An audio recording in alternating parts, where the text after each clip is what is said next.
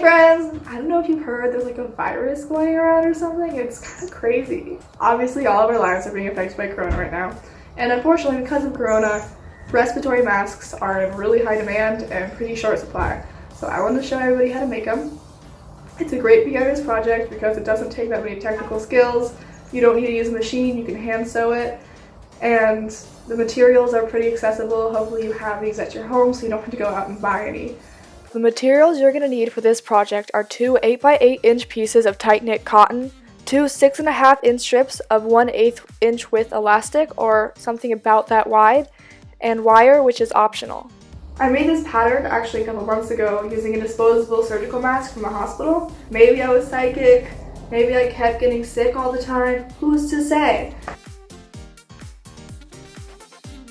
I started off by placing my fabrics right sides together and pinning them at the top and bottom. When you're pinning the top, place 2 pins about 2 inches from each other to remind you later on not to sew in between these 2 pins. Next, I attached the elastic. What I'm doing here is I'm placing the elastic inside the fabric and pointing it towards the corner on a diagonal and then pinning it into place. You'll see here that I also place a pin on the outside of the elastic. That's just to make sure that as I'm sewing, I'm not accidentally sewing over the elastic where I don't mean to.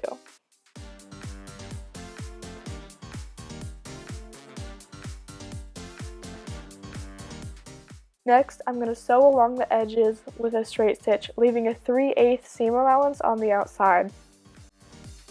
Make sure as you're sewing that the elastic stays exactly in the corner of your squares.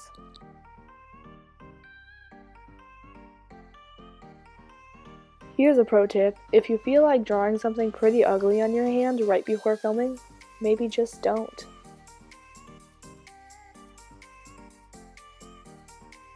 Don't forget to leave at least 2 inches of space unsewn at the top of your square.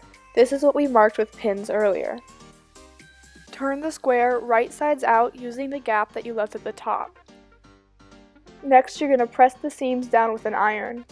Ironing is something that a lot of beginners skip, but it's one of the easiest ways to make your product look more professional. Once you're finished ironing, fold 3 pleats into the mask. I make the pleats by pinching up a piece of fabric that's about as tall as my thumb is wide, and then I fold it down and pin it. Make sure that the edge of your pleat lines up with the edge of your mask when you pin the pleats down. This way you'll maintain a straight edge on the sides of your mask. Your pleats don't have to be perfect. If they look straight to you, they'll probably look straight to everybody else. Once you're finished placing your pleats, top stitch the sides and the bottom down. If you're not using wire, you can top stitch all 4 sides down and your mask is finished. To top stitch everything down, I'm going to move my needle so that it's all the way on the right hand side. Make sure you line your piece of fabric up flush with the edge of the presser foot. If you're hand stitching this, sew close to the edge with a straight stitch. These stitches will remain visible, so try to make them look neat. Leave the top with the opening unstitched because we're going to need to create a channel for the wire. To create the channel, move your needle as far left as it can go. Line your fabric up with the edge of the presser foot and sew a straight stitch along the top of the mask. If you're hand sewing this, sew a straight stitch about 1/2 inch from the top of the mask. If you plan on using wire, start out by cutting a piece of wire that is slightly shorter than the length between the top stitching on the left and right side. I used 18 gauge wire, which was a little thin, so I actually had to fold mine in half.